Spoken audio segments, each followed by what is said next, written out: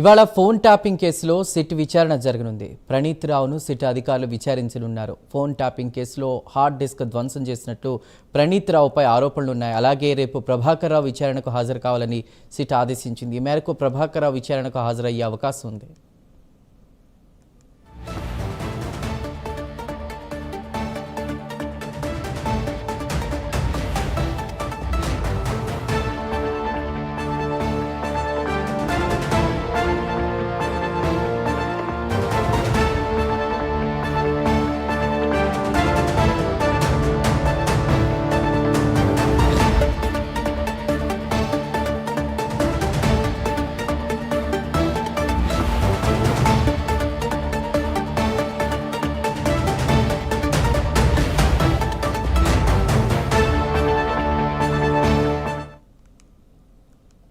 ఇవాళ phone tapping కేసులో SIT విచారణ జరగనుంది. ప్రణీత్ రావును సిట్ అధికారులు విచారించనున్నారు.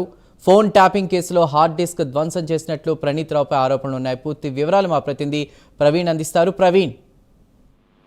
చందు, అయితే 2 సార్లు పోలీసు అయితే ఈ యొక్క ఫోన్ ట్యాపింగ్ కేసు లోపల తెలంగాణ రాష్ట్ర రాజకీయాలని మలుపు తిప్పినటువంటి ఫోన్ ట్యాపింగ్ కేసు ఏదైతే ఉందో ఆ ఫోన్ ట్యాపింగ్ కేసులో ప్రధాన నిందితుడిగా ఉన్నటువంటి ప్రభాకర్ రావు, A1 గా ఉన్న ప్రభాకర్ రావుని అయితే విచారణకు అయితే తీసుకున్నారు సిట్ అధికారులు. అయితే 2 దఫాలుగా విచారణ జరిపారు. 2 దఫాలుగా ఒక రోజు 7 గంటల పాటు, మరి అయితే బుధవారం రోజు 8 గంటల పాటు విచారించినటువంటి సిట్ అధికారుల ముందు అయితే ఈ యొక్క ప్రభాకర్ రావు అయితే కొన్ని ప్రశ్నలకు సమాధానం చెప్తూ కొన్ని ప్రశ్నలను దాటవేస్తున్న క్రమం అయితే తెలుస్తుంది. మరికొన్ని ప్రశ్నలకు కూడా ఆ సిట్ అధికారులనే ఎదురు ప్రశ్నిస్తున్నట్టుగా తెలుస్తుంది.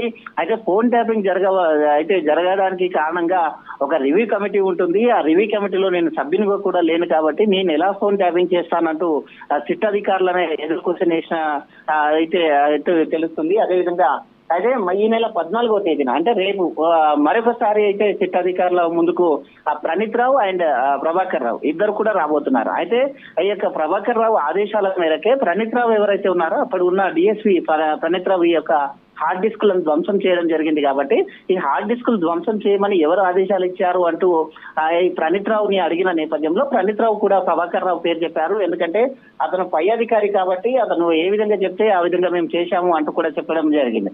అందు గురించి ఇతనే అయితే హార్డ్ డిస్కుల ధ్వంసం మొత్తం టోటల్ గా ఈ కేసు అంతా జరుగుతుంది. అంటే హార్డ్ డిస్క్ లోనే మొత్తం సమాచారం ఉంటుంది కాబట్టి ఈ ఫోన్ ట్యాపింగ్ కేసుకు సంబంధించిన అయితే మొత్తం కూడా ఈ దాంట్లో చూసుకుంటే ప్రభాకర్ రావుకు ఫోన్ ట్యాపింగ్ లో ప్రైవేట్ వ్యక్తులను ఎందుకు ఉపయోగించాలని కూడా అడగడం జరుగుతుంది.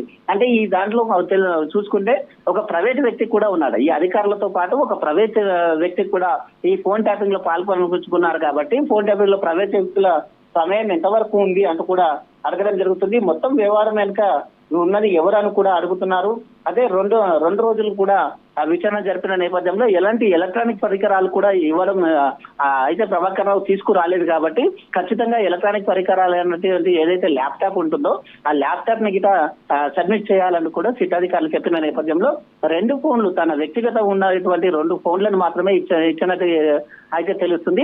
ఈ ఫోన్ల ఆధారంగా అతని కాల్ డేటా ఆధారంగా అతని వాట్సాప్ మెసేజ్ల ఆధారంగా మొత్తం టోటల్ గా ఫోరెన్సిక్ ల్యాబ్ కు పంపించారు. ఆ యొక్క డీటెయిల్స్ మొత్తం తీసుకుంటున్నారు. కాబట్టి అయితే రేపు జరిగేటటువంటి విచారణ కీలకంగా మారనుంది అని తెలుస్తుంది. ఈ యొక్క ప్రభాకర్ రావు మొత్తం టోటల్ గా నోరు విప్పితే ఈ ఫోన్ ట్యాపింగ్ కేసుకు సంబంధించిన మొత్తం విషయాలన్నీ కూడా బయటకు వచ్చే తెలుస్తుంది. Chandu. Right Praveen, thank you.